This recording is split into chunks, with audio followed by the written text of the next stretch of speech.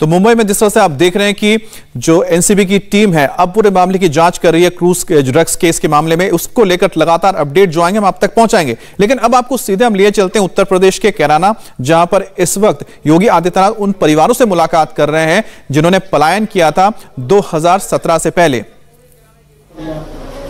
उसी दिन ताला लग गया तो ऐसा थी पुलिस की चौकी भी बंद हो चुके थे, पुलिस वाले इकट्ठा सोना के लिए मजबूर हो गए। चौक बाजार में जी प्रशासन ने पुलिस चौकी बनाई जी, नशे का अड्डा था जी वो चौक बाजार में, उसी में चौकी जी चौकी सर बिल्कुल यही पास में 100 मीटर।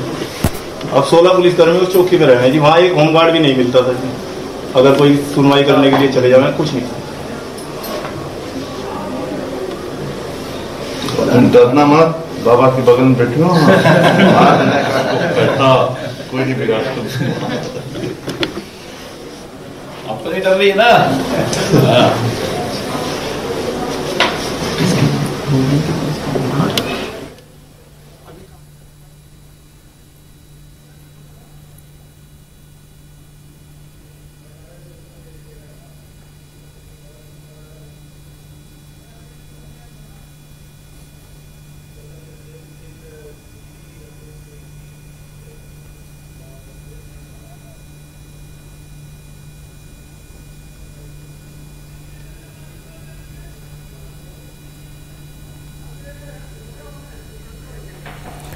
तो ये आप तस्वीर देख रहे हैं कि जो लोग कैराना के उस इलाके में रहते थे जहां पर लोग परेशान थे, वहां पर उपद्रवियों से, और वो अपने घर को छोड़कर जाने को मजबूर हुए थे, पलायन करने को मजबूर हुए थे 2017 और 16 से पहले। उन परिवारों के साथ आप देखिए कि उनके परिवारों के बीच जाकर मुलाकात करें योगी आदित्यनाथ। उनके साथ प्रदेश अध्यक्ष स्वतंत्र देव सिंह भी मौजूद हैं और कुछ कैबिनेट मिनिस्टर्स भी नजर आ रहे हैं जो योगी सरकार में शामिल है। बात करेंगे संवाददाता पवन नारा से। पवन, परिवारों के साथ मुलाकात हो रही है, कितने ऐसे परिवार हैं जो वापस लौटे हैं और लौटने के बाद वो किस तरह की बातें शेयर कर रहे हैं इस वक्त मुख्यमंत्री के साथ? जी आपको बता दें, सबसे पहले योगी आदित्यनाथ की इन परिवारों के साथ मुलाकात होनी है। उस वक्त तत्कालीन सांसद हुकुम सिंह ने 340 परिवारों की एक सूची सौंपी थी और मीडिया के सामने रखी थी, जिसके बाद राष्ट्रीय मानवाधिकार आयोग की एक टीम भी आई थी और मुद्दा उठाया था कि कैराना में हिंदुओं का पलायन हो रहा है। हालांकि उस 340 की सूची पर बहुत बड़ा विवाद हुआ था, लेकिन योगी आदित्यनाथ का यहाँ कैराना आना और उन परिवारों से मिलकर ये बात करना दिखा रहा है कि जिन परिवारों का पलायन हुआ था बीजेपी आज भी उनके साथ खड़ी है और चुनाव तक ये मामला सीमित नहीं था। और बीजेपी लगातार ये प्रोजेक्ट करती रही है कि यूपी में कानून व्यवस्था सुधरी है और जो लोग पलायन करके गए थे वो वापस लौट रहे हैं। तो योगी आदित्यनाथ की जो बातचीत हो रही है उसमें योगी आदित्यनाथ स्पष्ट तौर पर पूछ रहे हैं उन्हें कोई दिक्कत परेशानी तो नहीं, कोई कानून व्यवस्था में कोई खामियां तो नहीं, इस तरह की बात कर रहे हैं। और ये दिखाने की कोशिश की जा रही है, कहें कि ये दिखाया जा रहा है कि उन्होंने न सिर्फ पलायन का मुद्दा चुनाव से पहले उठाया था 2016-17 के आसपास, बल्कि उस मुद्दे को अंजाम तक पहुंचाया है। अभी यहाँ मंच से भी मंच संचालक इस बात का घोषणा कर रहे थे कि कैराना में एक सुरक्षित माहौल देने में योगी आदित्यनाथ कामयाब हुए हैं और इसका धन्यवाद करने के लिए जनता यहाँ रैली पहुंची है। जी पवन, जैसा कि आप बता रहे हैं कि जो मुद्दा अभी खत्म नहीं हुआ, ये मुद्दा अभी भी लगा। एक बार महाराज जी को और बैठा दो, कैराना का बहुत बड़ा बिजनेस है जी। आप लोग अपना शुरू करिए ना, काम शुरू करिए। तो उसने तो ये शर्त रखी जी, जिस दिन शपथ ग्रहण में महाराज जी बोल रहे होंगे मैं सूरत से फ्लाइट में कैराना था, ये शब्द थी उसके आगे।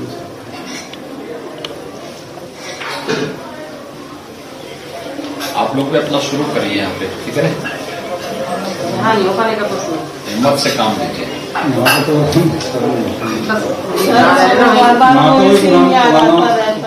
देखिए, पुरानी चीजों को, व्यक्ति को, ठीक है घटनाएं दुखद होती हैं, लेकिन व्यवस्थाएं परिवर्तनशील हैं। हमेशा दुखद घटना को भुलाना चाहिए और नई चीजों को आगे बढ़ाना चाहिए। चीजें आगे बढ़ेंगी तो एक नया विश्वास जगेगा और उस विश्वास के साथ आगे बढ़ना चाहिए, यही जीवन है। हम लोग जब उन चीजों को लेकर के ही करने का प्रयास करेंगे तो फिर नहीं हो पाता। ईद का दिन कैराना के लिए बहुत खुशी का दिन था जी। जब ईद पे सुबह 10 बजे टीवी पे पट्टी चली कि मुकीम काला बैल की पेड़ में ढेर हो गया जी। 3 परिवार 4 परिवार उसी के पीड़ित थे जी, बहुत ज्यादा पीड़ित थे। तो इसीलिए मतलब भगवान से इतनी प्रार्थना करी और आपका धन्यवाद करा। सो उसने पाया, ठीक है ना, सब कुछ आपकी बदौलत है। जो जैसे कर रहा है उसको वैसे ही प्राप्त होगा, उसमें निश्चित रहिए। अब किराना बाजार की टाइमिंग चेंज होगी, 5 बजे के बाद कर्फ्यू की हालत होते थे, कोई घर में से निकलना नहीं। और आज 10-11 बजे तक भी शाम से चले जावे, कुछ ये नहीं है कि कुछ भी कस्बे में लाइट वगैरह रहती है। तो यहाँ पर अभी आप सुन रहे थे कि किस तरह से लोग अपनी बात रख रहे हैं। इसमें कुछ चीजें बहुत महत्वपूर्ण है जो बताई गई उन परिवारों की ओर से। ये वो हिंदू परिवार हैं जो पलायन करने के लिए मजबूर हुए थे और उनका ये कहना था कि रात को 5 बजे के बाद या फिर 10 बजे तक तो पहुंची बाहर निकल ही नहीं सकते थे। और साथ ही उन्होंने कहा कि यहाँ के जो कुछ हिस्ट्री शीटर थे जिनको कि पुलिस ने कार्रवाई करते उनको हटाया वहां से, उसके बाद उनको बहुत खुशी हुई और उनके अंदर इतनी हिम्मत आई कि वो वापस यहाँ पर लौट सके। अदरवाइज इन लोगों ने अपने मकानों में मकान बेचने को लेकर इश्तेहार दिए थे और यहां से छोड़कर चले गए थे, जो अब धीरे धीरे लौट रहे हैं। एक बार फिर से हम हमारे संवाददाता पवन नारा का रुख कर लेते हैं। पवन, अभी जो लोग बता रहे थे कि किस तरह से वहां पर दहशत थी, जो हिस्ट्री शीटर थे उनके डर के मारे लोगों को घर छोड़कर जाना पड़ा था, अभी भी वहां के लोगों का क्या रिएक्शन है? और अगर हम बात करते हैं जो पलायन का जो मुद्दा उठा था उसका क्या इंपैक्ट होता है यहाँ के चुनाव में, जो अब 2022 में भी जो होने जा रहे हैं चुनाव, उस पर इंपैक्ट क्या रहेगा?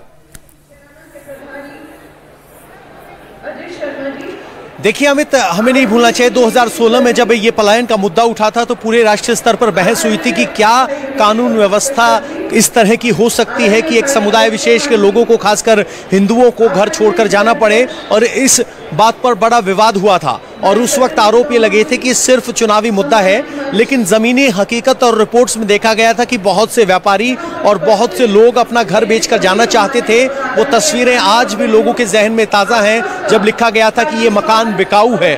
और उसके बाद अब इन परिवारों का वापस लौटना और यहाँ मुख्यमंत्री योगी आदित्यनाथ का ये कहना कि आपको पुरानी बातें भूलकर आगे बढ़ना चाहिए, विकास की बात हो रही है।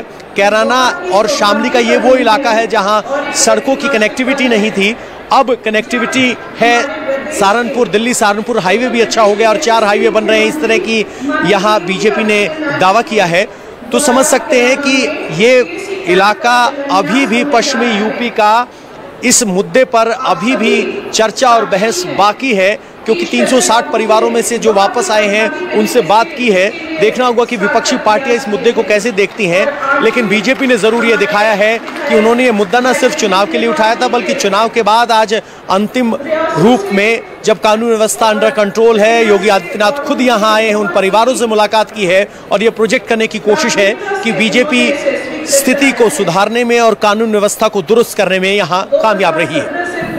तो एक बार फिर से आपको बता दें कि इस वक्त जो आप तस्वीरें देख रहे हैं, योगी आदित्यनाथ कैराना में मौजूद है और उन परिवारों के बीच है, वो हिंदू परिवार जो कि यहाँ से पलायन करने को मजबूर हुए थे, उनके साथ अब बात कर रहे हैं। प्रताड़ित करने की मंशा के साथ इन चीजों के साथ आगे बढ़ता है। जब उसका प्रतिरोध होता है तो उसकी हिम्मत नहीं होती फिर वो कुछ कर सकता और हिम्मत से काम लेना चाहिए। एक बार परिवार खड़ा है।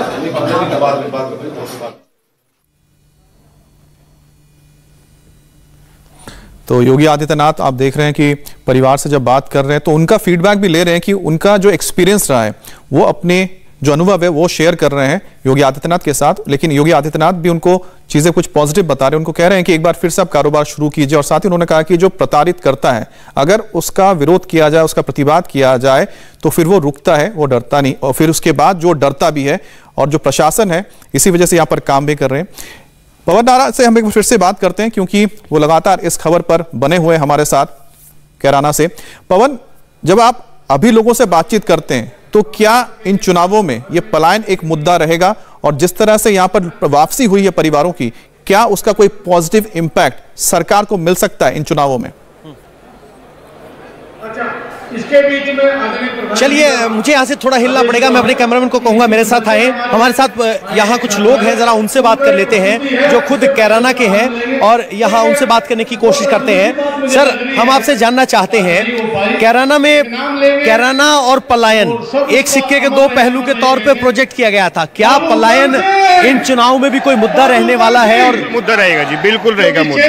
कैराना की सबसे बड़ी समस्या पलायन ही थी, तो इसलिए पलायन ही सबसे बड़ा मुद्दा है कैराना का। आज तो योगी आदित्यनाथ उन परिवारों से मिल रहे हैं जो वापस आए हैं, तो क्या आपको लग रहा है कि पलायन की समस्या का समाधान हो गया है और अब बीजेपी इसे अपनी जीत के तौर पर पेश करेगी? बिल्कुल जी, बिल्कुल समस्या का समाधान हो गया, इसलिए मुख्यमंत्री जी आए।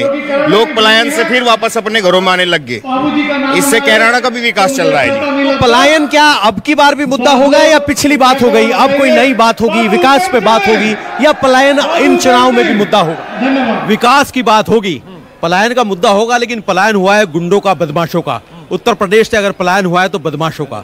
योगी आदित्यनाथ जी ने पलायन कराया है गुंडों का, और जो पलायन करके समाज में वापसी हुई है उससे संकेत मिला। हाँ, उससे संकेत मिला है, बहुत बड़ा संदेश गया है पूरे उत्तर प्रदेश में। जो हिंदू जो पलायन करके गए थे बदमाशों के डर से, वो कैराना वापिस आए हैं। आज योगी जी उनसे मिलने जाएंगे। अच्छा, मिल रहे हैं। क्या किस तरह की स्थिति लग रही है अब की बार चुनाव में? मुद्दा क्या रहने वाला है कैराना के, खास तौर पर अगर बात की जाए इस इलाके की? मुद्दा विकास का रहेगा जी। विकास हुआ है योगी सरकार में, और बदमाशों का पलायन होगा, और जो व्यापारी वर्ग था दोबारा कैराना में अपने घर वापसी हो चुकी है। क्या आप व्यापारी वर्ग से हैं? व्यापारी वर्ग हूँ जी, मेरी दुकान है, मैं व्यापारी हूँ जी। तो योगी सरकार में हम बहुत अच्छा महसूस। पहले किस तरह का खौफ होता था? पहले तो जी लोग घरों से बाहर निकलने की सोचते थे, और अब एक खुली हवा में अच्छे वातावरण में रह रही है सब। तो ये व्यापारी हैं, कह रहे हैं कि खुली हवा में सांस ले रहे हैं। पलायन मुद्दा होगा, लेकिन पलायन जिस तरीके से बदमाशों का हुआ है वो मुद्दा होगा, और बीजेपी सरकार में जो विकास हुआ है वो मुद्दा होगा। यानी कैराना और पलायन को अलग नहीं कहा जा सकता, लेकिन हाँ, पलायन का मतलब समझ बदल गया है। पहले 2016-17 में पलायन हिंदू परिवारों का हुआ था, और अब बीजेपी के समर्थक कह रहे हैं कि पलायन बदमाशों का हुआ है। गुंडे बदमाश पलायन करके कैराना छोड़ के गए हैं, और जो लोग व्यापारी डरे हुए थे वो अब सुरक्षित हवा में सांस ले रहे हैं। और यही बात है जो चुनाव में अगला मुद्दा होगी। और कहा जा रहा है कि योगी आदित्यनाथ पलायन की समस्या का समाधान होने के बाद कैराना पहुंचे हैं। अच्छा पवन, आपने तो जब बात की तो वहां पर जैसे लोगों का मूड समझ में आ रहा है कि जो पलायन रुका भी है और लोगों की वापसी भी हुई है, लेकिन जिस इलाके में आप मौजूद हैं, इसलिए मैं सवाल पूछ लेता हूं, लोग आपके साथ हैं, जरा उनसे ही पूछ लीजिए, क्योंकि ये शामली जो इलाका पड़ता है ये वेस्टर्न यूपी मुजफ्फरनगर के आसपास का इलाका है, सहारनपुर का इलाका है, जहां पर किसान आंदोलन भी जोरों से चल रहा है। क्या उसका कोई इंपैक्ट होगा जो ये अचीव किया गया है कि पलायन को रोका गया, डेवलपमेंट हुआ है, क्या उस पर हावी हो सकता है जो किसानों का आंदोलन है?